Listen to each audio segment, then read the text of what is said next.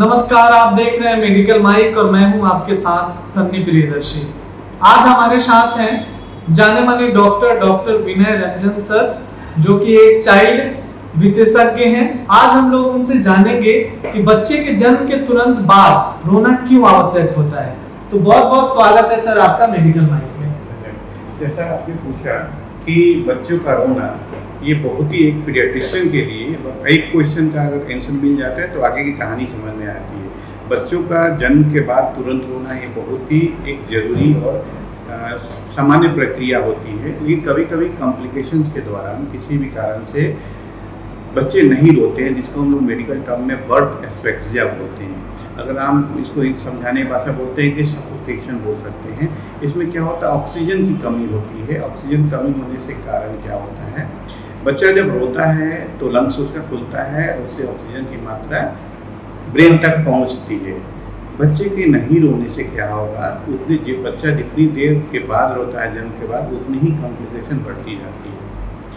अगर बच्चा नहीं रोता है तो दिमाग तक ऑक्सीजन नहीं पहुंच पाता है, और जिस भाग में ऑक्सीजन नहीं पहुंच पाता है उस दिमाग के भाग को नुकसान पहुंच जाता है। और दिमाग एक ऐसा चीज है जिसका अगर नुकसान हो चुका होता है या नुकसान हो गया है, उसमें कम से कम सुधार होता है और लंबे टाइम में सुधार होता है। शारीरिक संतुलन भी बिगड़ जाता है। और दूसरा क्या है कि अभी तो मस्तिष्क के जो हमारे वाइटल ऑर्गन्स हैं हमारे शरीर के, जैसे किडनी हो गया, हार्ट हो गया, ब्रेन, ये नहीं रोने से, ऑक्सीजन नहीं पहुंचने से जो जितने भी हमारे वाइटल्स ऑर्गन हैं, specially brain, kidney, lungs, heart, इन सभी को प्रभावित करता है।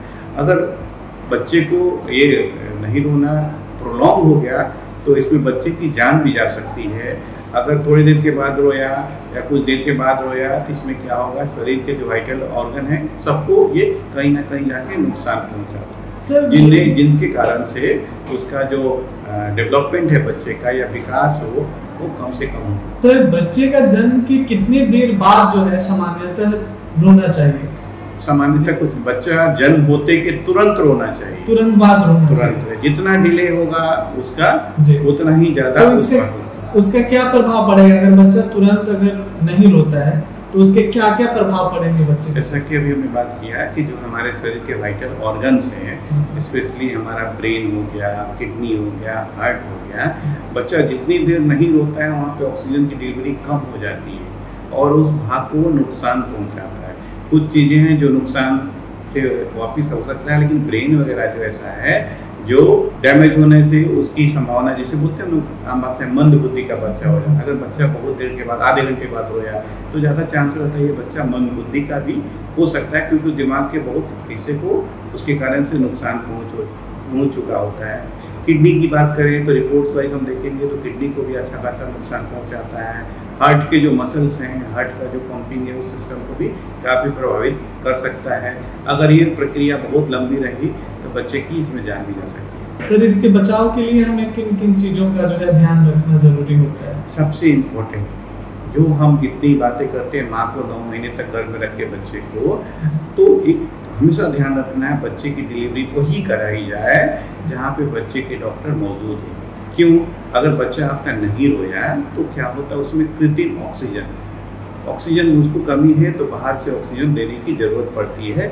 ऐसे में एक जो NRP ट्रेन पीडियाट्रिशियन होता है या स्टाफ होता है, उसको तुरंत ऑक्सीजन की मात्रा बाहर से अम्बू बैग के द्वारा या मशीन के द्वारा उसको पहुंचा देता है, तो उस भाग को, नुकसान को, क्षति की पूर्ति को कम किया जा सकता है और जल्दी सुधार किया जा सकता है। तो जैसा कि अभी आप सुन रहे थे, सर बता रहे थे कि शिशु के जन्म के तुरंत बाद रोना क्यों जरूरी होता है।